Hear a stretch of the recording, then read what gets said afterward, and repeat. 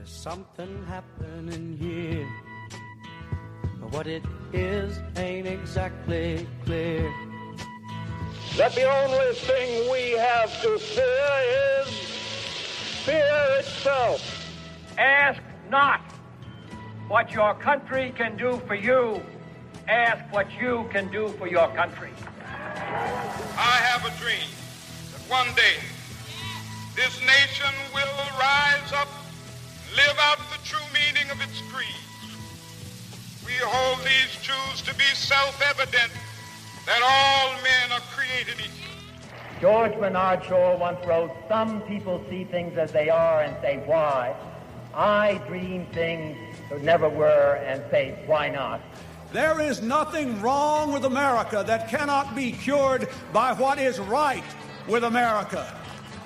Change will not come if we wait for some other person or if we wait for some other time. We are the ones we've been waiting for.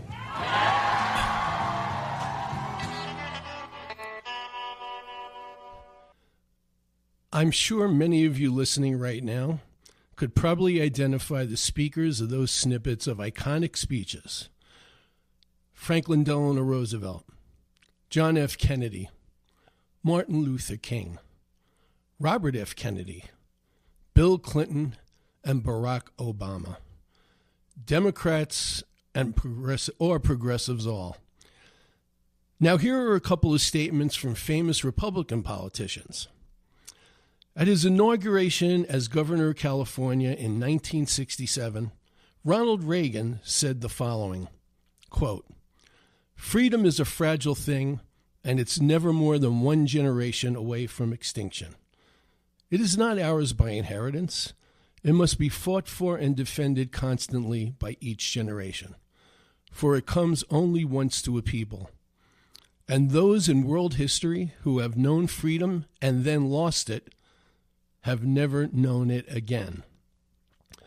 60 years ago this month, at the Republican National Convention, Republican presidential candidate Barry Goldwater, a senator from the great state of Arizona, made a comment that kind of lives in infamy when he said, "Extremism in the course of liberty is no vice." But right after that, Goldwater had another statement. And he said, quote, "I would remind you that moderation in the pursuit of justice is no virtue." Now, the irony in these two statements by iconic Republican leaders is that they could easily now be uttered by Democratic, liberal, and progressive political candidates who are campaigning for any position, from down-ballot local offices to Congress and Senate seats to the presidency itself. Ladies and gentlemen, if you lived through the disastrous and venal presidency of Donald J. Trump, heard the statements of Republican politicians far and wide who in 2020 and to this day denied the results of a free and fair election, witnessed the completely incompetent Republican Congress for the past 2 years, have heard about and read any parts of Project 2025, which is essentially a blueprint for an authoritarian system of government in America, and witnessed any part of the laughable yet scary clown show that was this week's Republican National Convention, you would surmise that it is Democrats, liberals, and progressives who desperately need to fight for and defend freedom, and that there is no room for moderation in the pursuit of justice. Good morning to all of you out there in Sedona and throughout the Verde Valley listening right now on this July 20th, 2024 through KAZM 106.5 FM and 780 AM Mellow Mountain Radio. And those of you all over Arizona and the country who may be listening to the live stream on mellowmountainradio.com. And anyone who may be now listening to the podcast version of this show on Apple Podcasts, YouTube, or Spotify. My name is Stephen Hanks, and I welcome you to the premiere episode of the Patriotic Progressive, which will be heard from 8 to 9 a.m. every Saturday morning on KAZM Mellow Mountain Radio. Now, some of you may already know me from my other KAZM Mellow Mountain Radio show, Sedona Life with Stephen Hanks, which launched in February and is also heard every Saturday morning, and which, by the way, is now moving from 9 to 10 a.m. to 10 to 11 a.m., mainly so I can catch my breath after this show. So be aware that if you want to listen to Sedona Life, that's going to be at 10 o'clock. My producer in the booth for both shows is the indefatigable Ryan Thompson. And I had second thoughts about using the word indefatigable because it's not an easy word to say sometimes. I think the new schedule for these two shows makes sense since I'll usually be breathing fire during a show about politics, and then I can throw some cold water over myself with a breezy lifestyle show. So I want to start, and I think it's appropriate to start, to tell you, my listening audience, what my credentials are for hosting a political show on the radio, why I decided to jump into this now, why I call myself a patriotic progressive, and what it actually means to be a patriotic progressive. Because when I've mentioned this on social media, a couple of right-wingers have pushed back on me and said, oh, you can't be a patriot if you're a progressive. Okay. The goons will come out when they get triggered. And so by now you've probably figured out there will be no guests on this first show. Hopefully I can talk for about an hour and still have something left for my 10 a.m. show. So anyway, I'm going to give you my resume on my political life, and hopefully it won't be too long or boring, but I think it can be pretty interesting. So I was born and raised in the Bronx, New York, and spent all of my adult years in Brooklyn before moving to Sedona 3 years ago, next week, actually. I think my wife, B, who we call the woman warrior on these shows, and I moved to Sedona on July 30th of 2021. I first became passionate about both politics and journalism just after my 8th birthday, and that was when my hero, President Kennedy, was assassinated. And I spent the next 4 days in front of the television, both profoundly sad, but also mesmerized by the news coverage of the event, including watching Lee Harvey Oswald shot on live TV. A year later, Robert Kennedy was running to be a senator from New York and was campaigning near my elementary school in the Bronx. He was speaking from one of those flatbed trucks politicians would give speeches from, and I wiggled my little 9-year-old self right up to the edge of the truck. And Bobby Kennedy saw me, leaned over, and shook my hand. I still remember that to this day like it was yesterday. Around my 10th birthday, I remember running all over my Bronx neighborhood and delivering flyers for New York mayoral candidate John Lindsay. And I just dated myself completely, but the New Yorkers who live in Sedona who are of a certain age will definitely remember John Lindsay, who, by the way, became a Democrat shortly after he was mayor.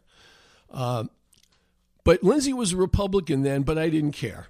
I was just jazzed believing I was actually working in a political campaign. Now, before my 13th birthday in 1968, both Bobby Kennedy and Martin Luther King were assassinated. And I was so incensed by that it made me even more passionate about being involved in politics. Fast forward to 1976, and while I was the president of the student government at Herbert Lehman College in the Bronx, I was also working in the New York campaign of Jimmy Carter for president. And one of the things I'll always remember when I was working in that campaign is going to the Port Authority terminal in Manhattan at 6 a.m. to hand out to suburban commuters coming to work flyers that were copies of the New York Daily News headline, Ford to New York dropped dead. And for those of you who are too young to remember what was going on then, in the mid-'70s, New York was going through a horrendous financial crisis, and New York politicians were lobbying Gerald Ford to have the government try to bail them out a little bit. And Ford basically said, drop dead.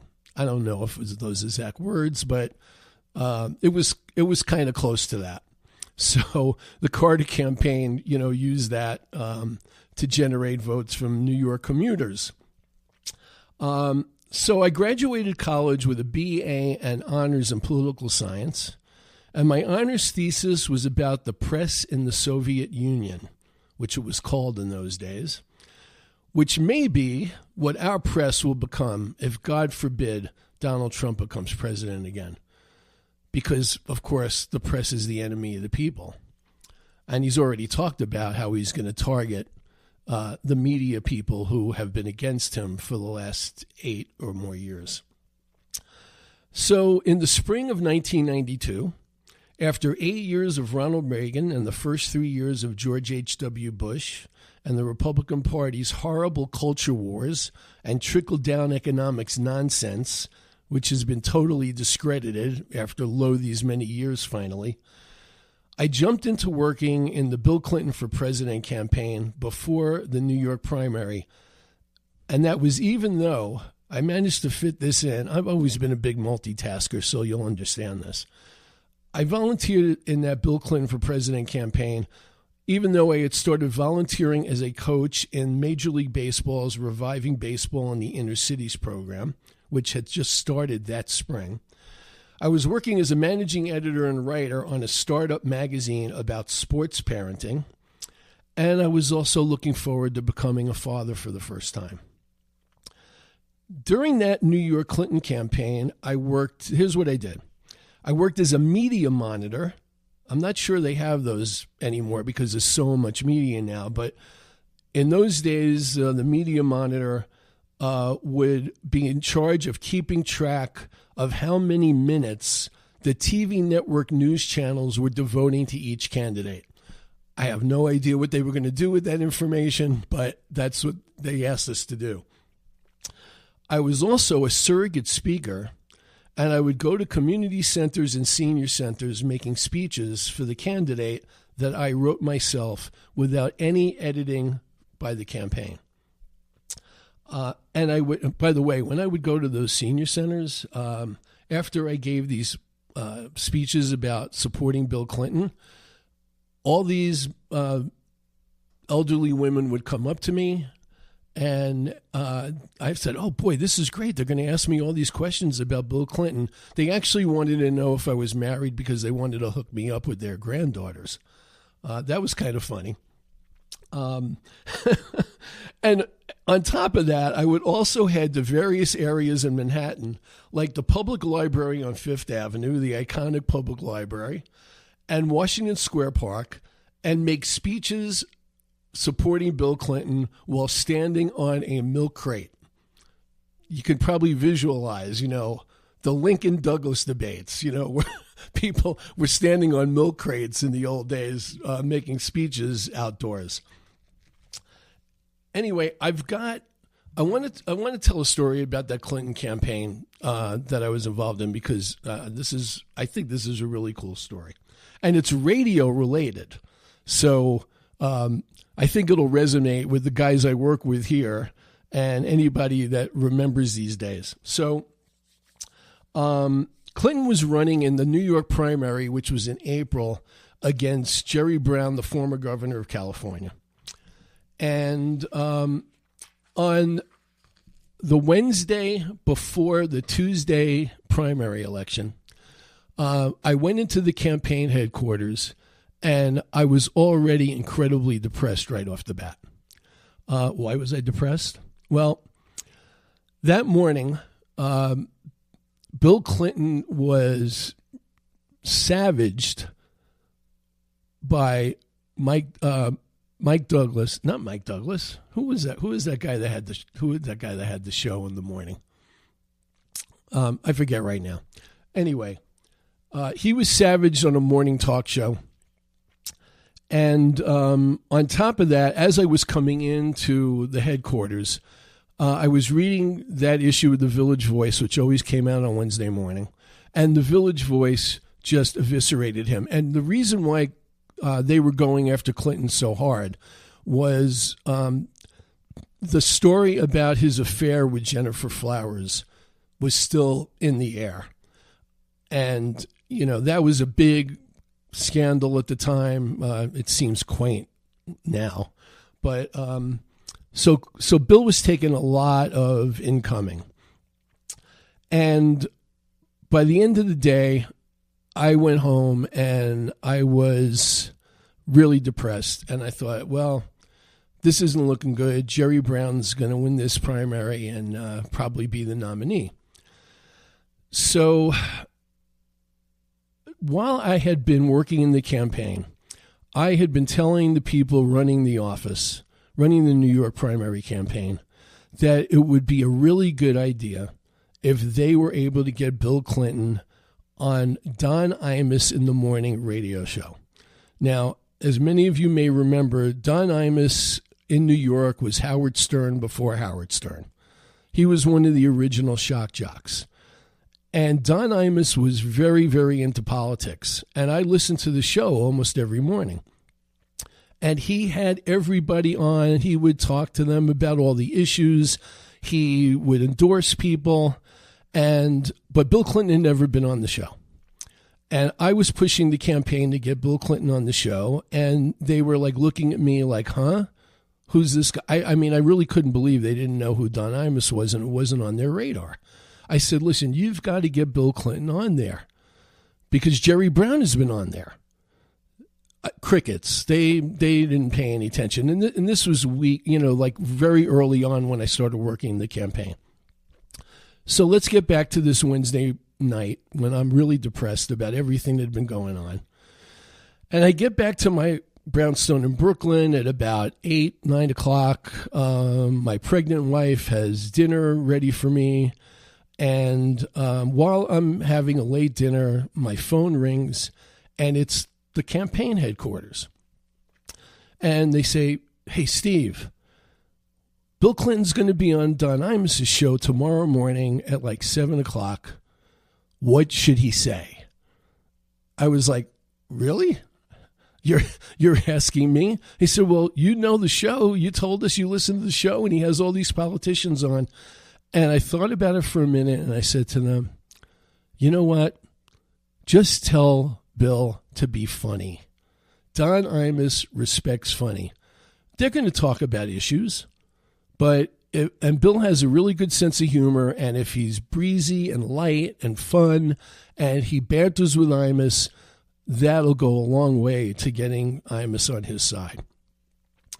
So the next morning, I wake up, I turn on the radio, and Clinton is fantastic. Imus loves him. Right after that, my wife and I head down to downtown Brooklyn to the famous Junior's restaurant where Clinton is going to make an appearance. And he actually was there with the Reverend Al Sharpton. We're talking 1992 when Al was a little heavier than he is now.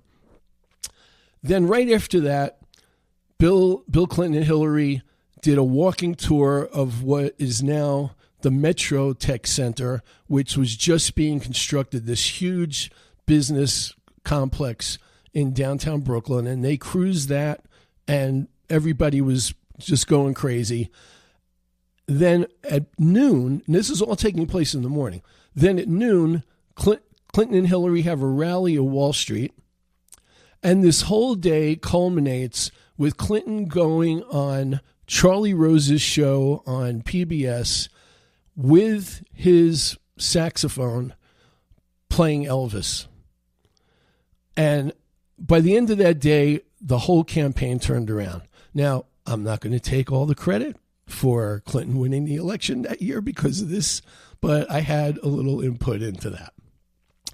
So that's my story on that. So, of course, I volunteered to do what I could in the Obama and Hillary Clinton campaigns, and I became profoundly depressed when Donald Trump took the White House by the end of 2017. And at that point, I was racking my brain trying to figure out what I could do to help Dems win the 2018 midterms and at least take back the House. My number one issue, and still is, voting rights and fighting against right-wing Republican voter suppression and voter nullification, which they plan to do all through this campaign and during the election this year. But all I could really do from New York was donate money to organizations like the one Stacey Abrams had started in Georgia. And now since 2010, I had been very involved in the New York cabaret performing scene in New York, first as a show reviewer and then as a publicist and a producer. So I decided I would recruit about 30 of my cabaret singer friends and a few music directors. And during the 2018 campaign, I produced 5 what we called Blue Wave variety fundraising shows to raise money for congressional and Senate candidates.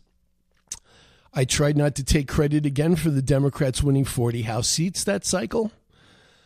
And since then, I've produced 6 additional shows since 2019 that raised money for voting rights organizations. And just this past May, I was back in New York hosting a show to raise money for New York congressional Democrats who can definitely flip seats back to being blue in this year's election and could give us the House. Now, toward the end of 2020, when the pandemic in New York was still pretty brutal, I decided I would travel to Smyrna, Georgia, right outside of Atlanta, and be a Democratic poll watcher during the Senate runoff elections between Democrat John Ossoff and Republican David Perdue and Democrat Raphael Warnock and Republican Kelly Loeffler.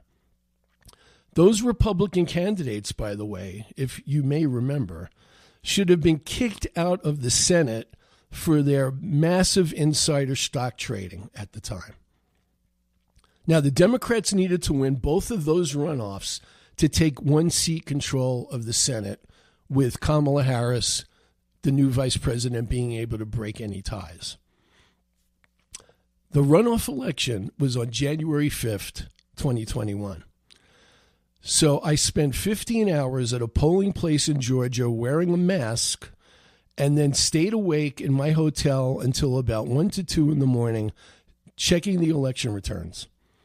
I woke up the next morning ecstatic that Ossoff and Warnock had won the elections, and I spent enough hours in my hotel room bed watching the election analysis, only to become horrified when Donald Trump's stormtroopers ransacked the Capitol and killed police officers. Months before my wife Bea, the woman warrior, and I decided to move from Brooklyn to Sedona 3 years ago this month, I joined the Democrats of the Red Rocks and was elected to the board. And though I'm not currently on the board, I am still a proud member. So that's my life political story, and I'm sticking to it. And after that, we're going to take a little break and do some errands, and we'll be back with the Patriotic Progressive in just a minute. You're listening to Mellow Mountain Radio. Hello, Sedona. Stephen Hanks here. On my next episode of Sedona Life with Stephen Hanks, my in-studio guests will be married ultramarathon runners and Village of Oak Creek residents Joe Clapper and Michelle Harmon. So join us on Saturday, July 20th at our new time, Saturday, 10 to 11 a.m. That's 10 to 11 a.m., only on KAZM 106.5 FM and 780 AM Mellow Mountain Radio. I'm Smokey Bear, and I made an assistant to help you prevent wildfires. Dude, I've got this. I've been camping since I was 5 years old. But I am a camping influencer. You know what? I'll bet you $5. Assistant Smokey, what is the best way to put out a campfire? To put out a campfire, drown with water, stir, drown again. Then make sure the fire is out cold by feeling with the back of your hand. Wait, really? I'll take the $5. Learn more at SmokeyBear.com. Brought to you by the U.S. Forest Service, your state forester, and the Ad Council. And we are back with the Patriotic Progressive. And by the way, my slogan for the Patriotic Progressive is for truth, justice, and the democratic way. And I hope all the shows going forward will reflect that, especially with the guests that I plan to have on, which will be from either Sedona, Verde Valley politics, Arizona politics, and national politics. And there is going to be a lot of national political discussion on this show that I'm sure will resonate with people in the local area, as well, of course, with people listening on the live stream and the podcast. And they can be from anywhere to hear those shows. So why did I want to do this show and have my voice heard on the radio in Sedona? And also through what will essentially be a weekly national podcast. Well, I think that long political resume I just outlined offers some of the answers. But you know what, folks? It really comes down to this. And by the way, it's very possible that right now I'm talking in an echo chamber of like-minded people, but frankly, I really don't care. Perhaps there will be an open-minded Republican or independent out there who needs to hear this stuff. But even if I am just speaking to Democrats, liberals, and progressives, perhaps I can help motivate them to action, at least in this election cycle. So here you go. Strap into the seatbelt. Donald Trump has been a pathological lying sociopath and malignant narcissist since he emerged on the New York real estate scene like primordial ooze in the late 1970s, early 80s. And I lived in New York my whole life, so I know this stuff. He is a racist, a misogynist, a thief, a fraudster, and now a convicted criminal who has always been devoid of compassion, empathy, remorse, or self-reflection. He's basically been an organized crime boss his entire life. And somehow, even though he is an intellectual lightweight whose only instinct is for survival and subverting the rule of law, he has totally hoodwinked tens of millions of people, from those in the working class to the American oligarchy, from the conservative media to elected officials, into believing he is someone who will make their lives better. And knowing that is the most disheartening, disillusioning, and repulsive situation I've experienced in my life. I have a married daughter, my only child, back in New York, who is hoping to have a couple of children in the next few years. And I'll be damned if I'm going to see my grandchildren born into and grow up in an environment where a wannabe dictator and his authoritarian-loving political party are running this country. So essentially, folks, I'm doing this show because I've had enough. I've had enough of the grievance, the guns, the greed, the gaslighting, and the constant invoking of God. I've had enough of the millions of people in this country I love accepting and even normalizing one of the vilest individuals in our nation's history, basically the orange devil in a suit.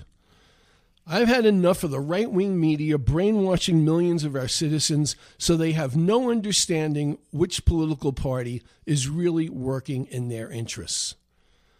I've had enough of the mainstream American media ignoring the existential threats to our democracy in their relentless quest for profit. I've had enough of the attacks on women, racial minorities, immigrants, gays, trans people, educators, authors, and the scientists warning us about climate change, which is real. I've had enough of the unholy trinity of white supremacists, Christian nationalists, and right-wing American oligarchs destroying our democracy in their insatiable quest for power. And you saw many members of that unholy trinity at the Republican National Convention this past week. I've had enough of the corrupt and incompetent right-wing members of the Supreme Court who are beholden to and doing the bidding of the unholy trinity. I've had enough of the extreme right-wing politicians who are intent on taking away the right to vote from millions of Americans. So it's because I've had enough of all the people involved in trying to tear down the greatest country in the world that with this show, I've decided in my own little way to do and say something about it. So, why do I call myself a patriotic progressive?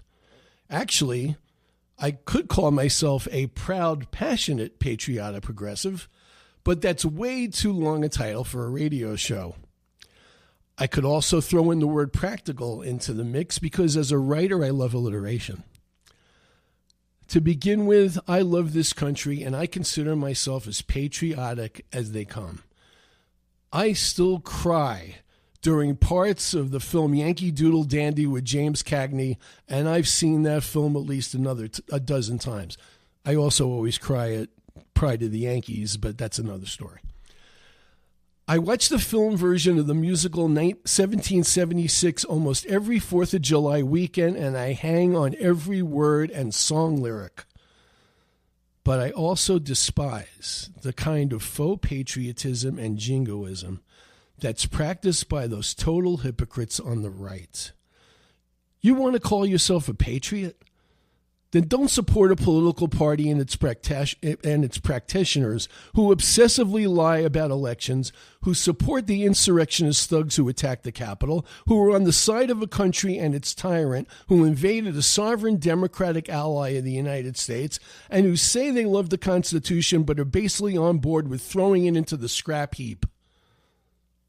Who are the real patriots? The pandemic deniers who refused to wear a mask during the pandemic because they equated it with freedom of speech? Or the professional athletes who bent a knee during the national anthem in an expression of their freedom of speech rights and their solidarity with a race of people who've been oppressed for 400 years? I'll cast my lot in with the athletes.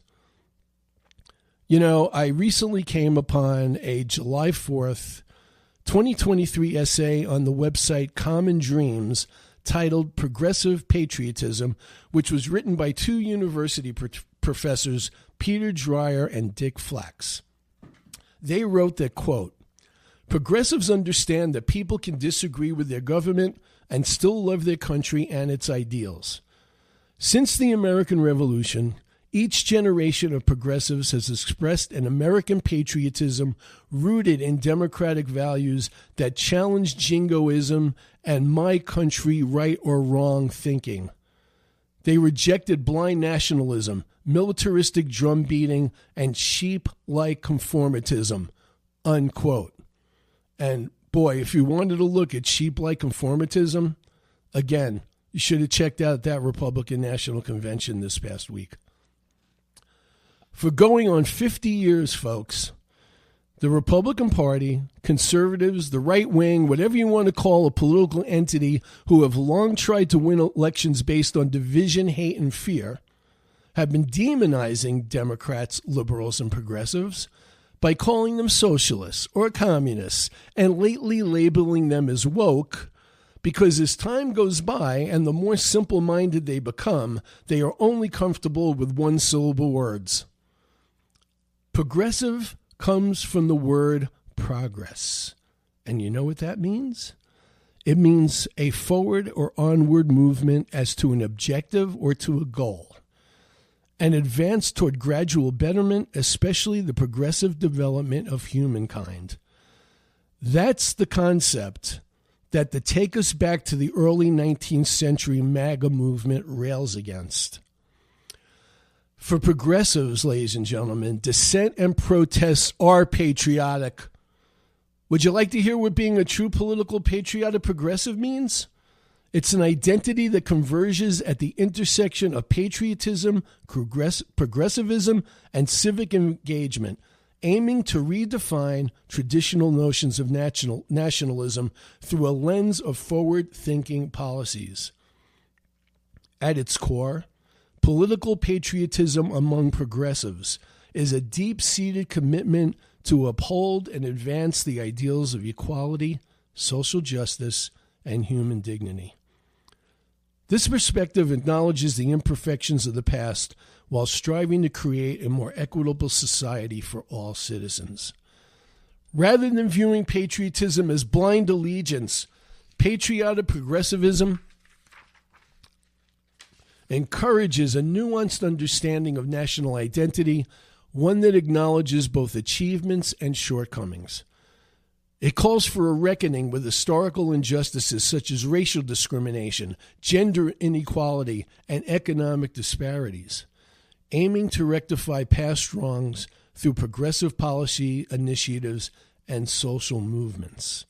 That is exactly what President Joe Biden has been trying to do over the past 4 years.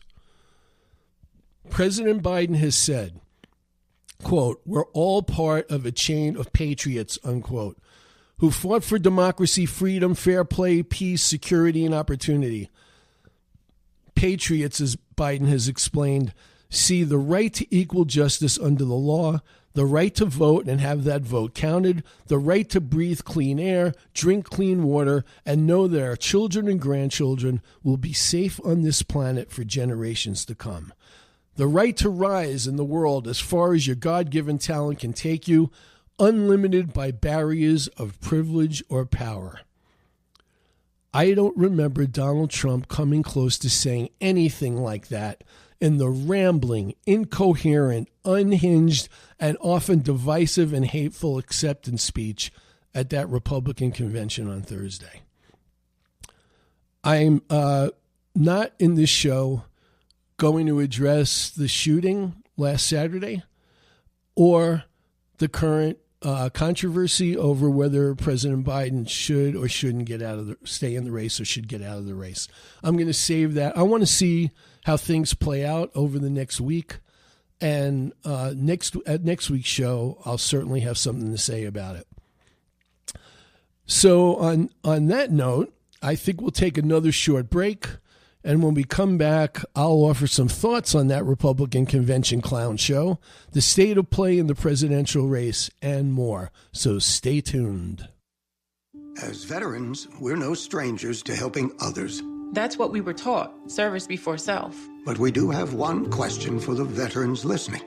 When was the last time you reached out for help?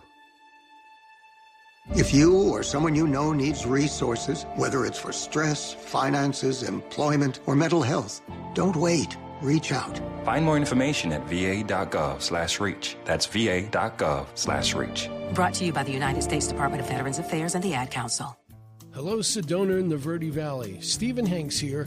My show, Sedona Life with Stephen Hanks, has moved. Now tune in each Saturday morning at 10 to 11 a.m. to Red Rock Country's radio magazine and hear compelling conversations with fascinating people from all over our area. That's Saturday mornings, 10 to 11 a.m. on KAZM 106.5 FM and 780 AM Mellow Mountain Radio. You're tuned in to Mellow Mountain Radio. Hello again, everybody. We're back with the Patriotic Progressive for Truth, Justice, and the Democratic Way. I'm your host, Stephen Hanks.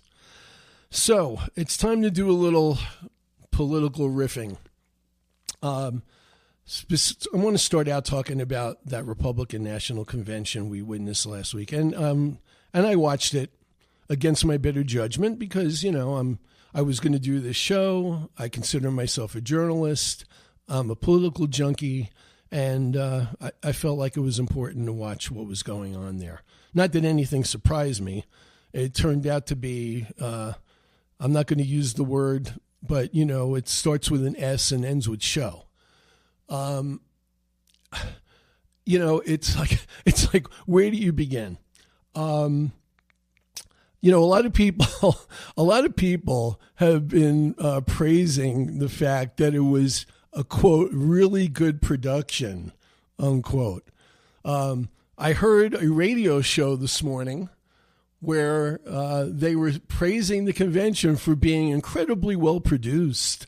The speeches were really short and sweet and tight, and they were so, the speakers were so compelling.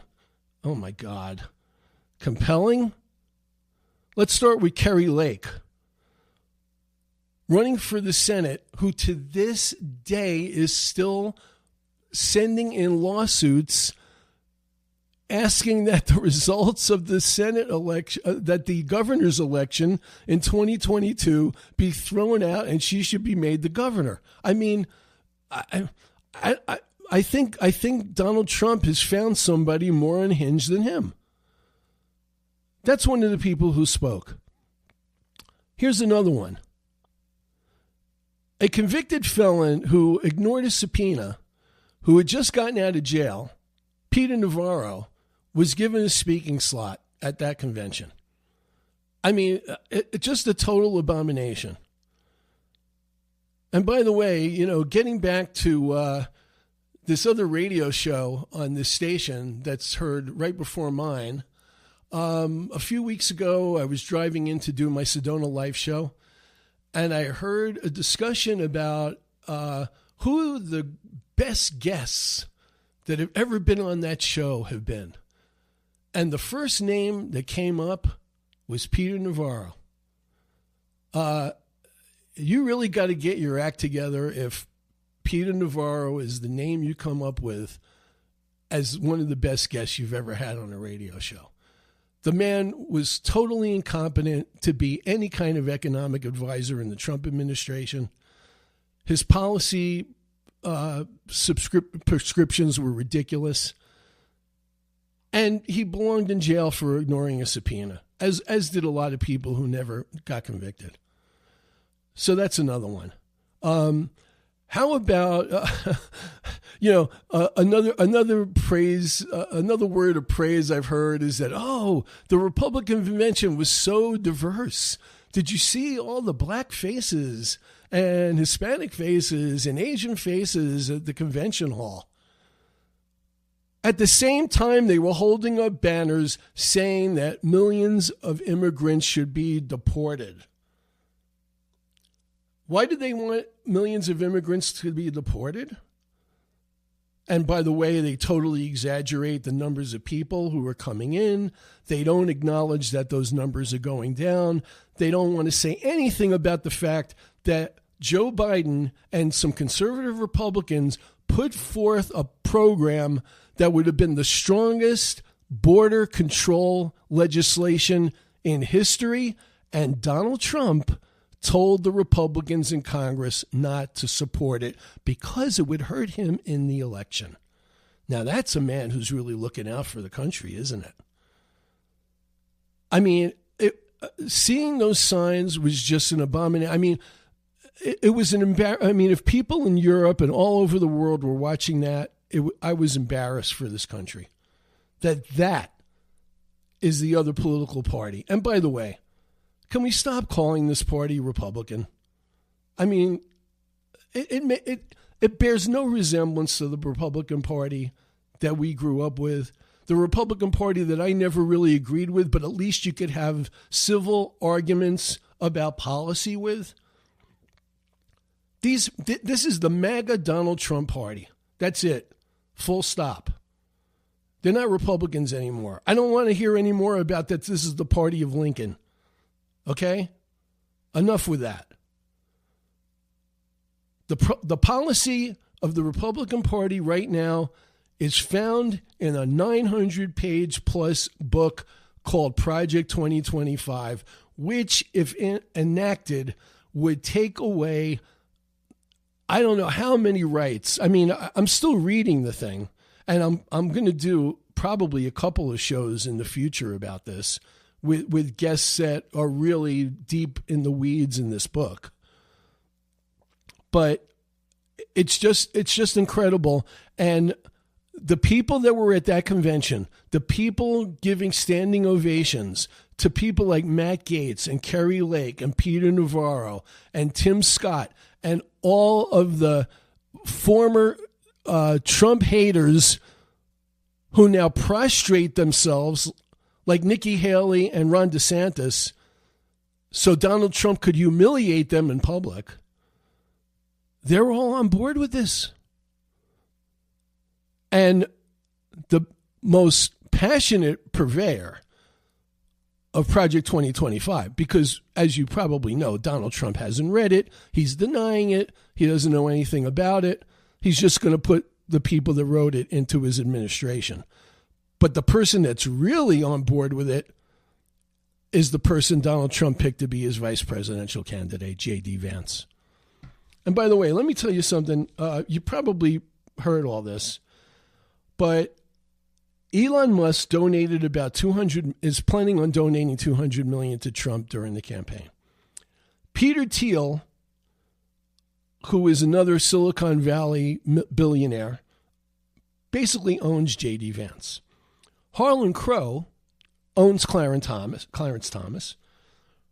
The right-wingers own the media now, right-wing oligarchs, I meant.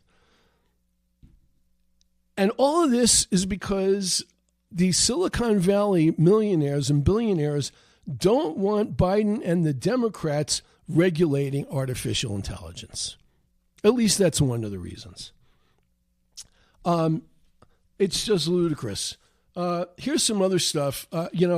Every show I'm going to bring some of the previous week's newspapers with me to read some of the more outrageous things that I found. Here's something that you'd be interested in regarding the convention. This was in the AZ Central. The headline is, Republican who, quote, would lynch, unquote, Ricker casts Arizona's RNC votes. Shelby Bush, the chair of Arizona's delegation to the Republican National Convention, cast the state's 43 votes for Donald Trump on Monday in Milwaukee. Her appearance at the convention comes just after an assassination attempt against Trump led elected officials on both sides of the aisle to call for unity and a lowering of the national political temperature. But Shelby Bush faced criticism last month after she was caught on video saying that if Maricopa County Recorder Stephen Ricker was in the room, a Republican, by the way, quote, I would lynch him. Bush contrasted Ricker, who is Jewish, with a man in the room who she said is a good Christian man, according to the video footage. By the way, if I heard Donald Trump invoke God one more time during that speech, I was running to the bathroom with my finger in my throat. Here's another story that was in the Arizona Republic covering the convention. Many Arizona Republicans skipping the RNC. Conservative fundraiser and activist Sherry Verdone has a long history of attending GOP national conventions. By her recollection, she represented Arizona on the party's platform committee in 2024, in 2004, and 2008, and she was among the handful of Republicans to represent the state at the GOP convention in 2020 when it was scaled back because of COVID-19. This year, she didn't attend. Here's her quote. I love America. I love Arizona. I've been involved for 24 years. But at this time, I just don't want to be involved. I'm very discouraged with what I see within the party, the bitterness, the fighting. Ladies and gentlemen, Donald Trump and the people that support him and the people that worked on Project 2025 and the people that he could have in a Trump administration are an existential threat to this country and this democracy. And it is incredible to me that there could be 60 million people or more in this country during the election. And by the way, Donald Trump is not going to win the election. So all you Republicans and right-wingers who were beaming with confidence coming out of that convention, it's not going to happen. And you know why it's not going to happen?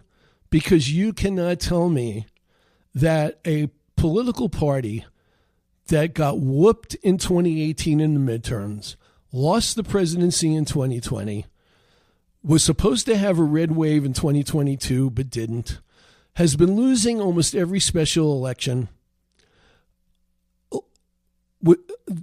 wasn't able to keep a pro-life plank in their constitution in Kansas, which was overturned, an incredibly conservative state.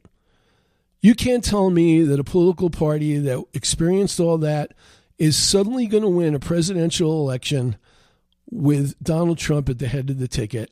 I don't care who the Democratic candidate is. And by the way, for those people out there who are saying that, oh, the Democrats are cowering, they're worried, they're having therapy sessions because they saw that convention and the Republicans have all this momentum and the Democrats are worried about losing the White House. Let me tell you something. After that abomination of Donald Trump's speech, the Democrats got a new jolt of energy. They're going to work out what's going to happen with Joe Biden, whether he's on the ticket or not. They're going to get this all together. They're going to put on a convention that is really something that Americans can be proud of showing to the world. And the Democrats are going to keep the White House in 2024. They're also going to win the Congress. I don't see any way that the Democrats don't take the Congress back. Just the races in New York that are going to flip alone are going to win the Congress, the House for the Democrats. The Senate's going to be close. I won't deny that. It could end up being 50-50 again. But we're going to talk a lot more about that in future shows. Going into next week, by the way, the next show of the Patriotic Progressive, because the primary, the Democratic and Republican primaries are coming up on July 30th, we're going to dive into the races for this year. I'm going to outline who's running for the various positions, who I'm recommending people vote for if they haven't voted already. And we'll get into that. I'm going to have some special guests that are going to talk about, I'm not going to tell who they are now, but they're running for some really important statewide offices. And we'll have them on the show next week.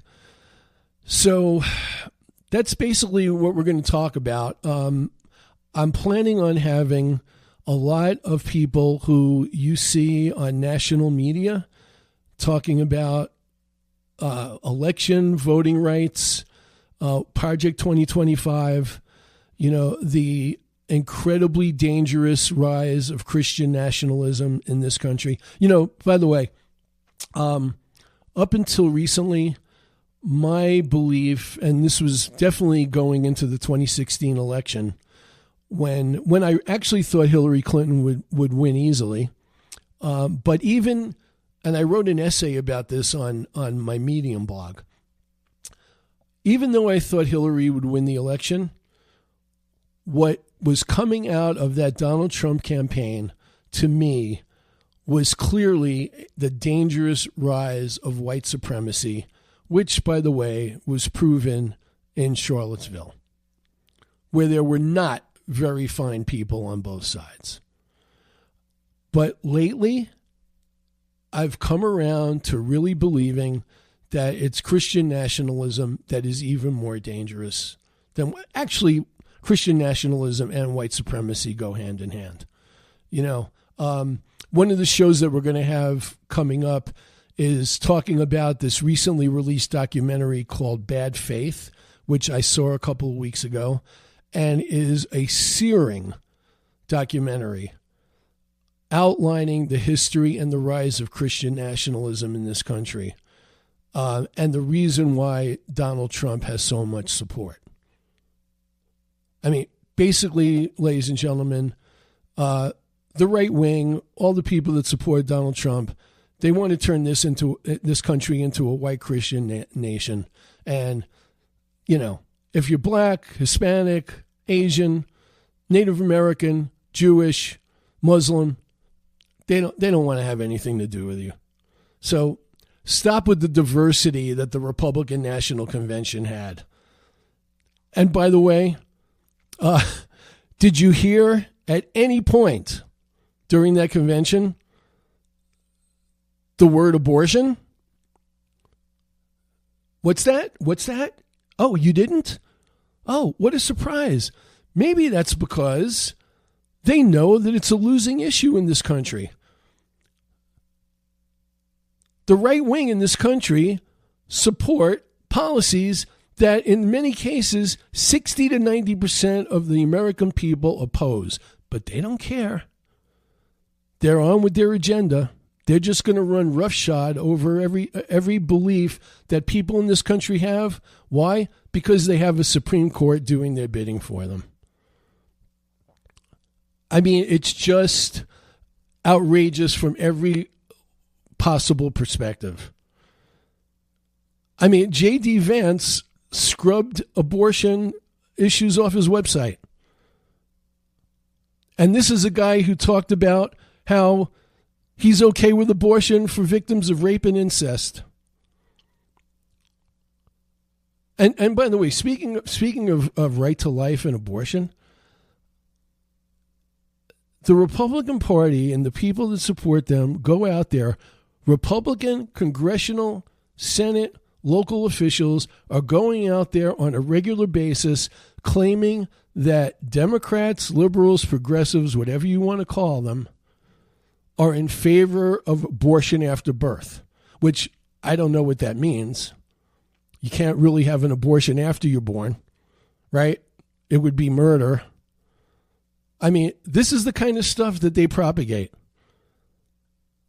And unfortunately, they have millions of sycophants who just spend their entire day watching Fox News who believe this nonsense. How do you fight over that? How do you deal with that? Well, how you deal with it? Every Democrat who's registered to vote in every place in this country has to go to the ballot box, drop their vote in a drop box, which, of course, the Republicans are trying every which way they can to get rid of, because their voting rights policy is voter suppression and voter nullification and trying to prevent all kinds of people from not voting because they know that's the only way they can win elections, because there are more Democrats and independents than there are Republicans. So, I mean, I could go on and on about this, but you get the picture. So I wanted to do the first show trying to outline the big picture issues for the country right now and for Democrats. And I know there's a lot of angst over the situation with Joe Biden. And like I said, I'm not going to get into that now or express my opinion one way or the other here about what he should do. But whatever happens, whoever the candidate is, we've got to support them wholeheartedly and with as much energy as possible. The Democrats have to win more votes in this election than ever. There's no other choice, people. There's no other choice. We're either going to keep this democracy or we're going to lose it. And at this stage of my life, and for the benefit of my daughter and my future grandchildren, I am not going to let that happen in any way I can. So, my friends, that's it for this morning. This is the first Patriotic Progressive show on KAZM Mellow Mountain Radio. But it's history, but it will soon be immortalized on Apple Podcasts, YouTube, and Spotify. Many thanks to my producer in the booth, Ryan Thompson. Tune in again next Saturday from 8 to 9 a.m. when the Patriotic Progressive for Truth, Justice, and the Democratic Way will be discussing, among other things, like I said, the local primary elections in Sedona and the Verde Valley and statewide. And perhaps you'll hear my endorsements for many of those positions. And please tune in at 10 o'clock this morning for Sedona Life with Stephen Hanks, when our topic will be ultra marathon trail running with my guests, husband and wife Joe Clapper and Michelle Harmon, who are champion ultramarathoners who live in the village of Oak Creek.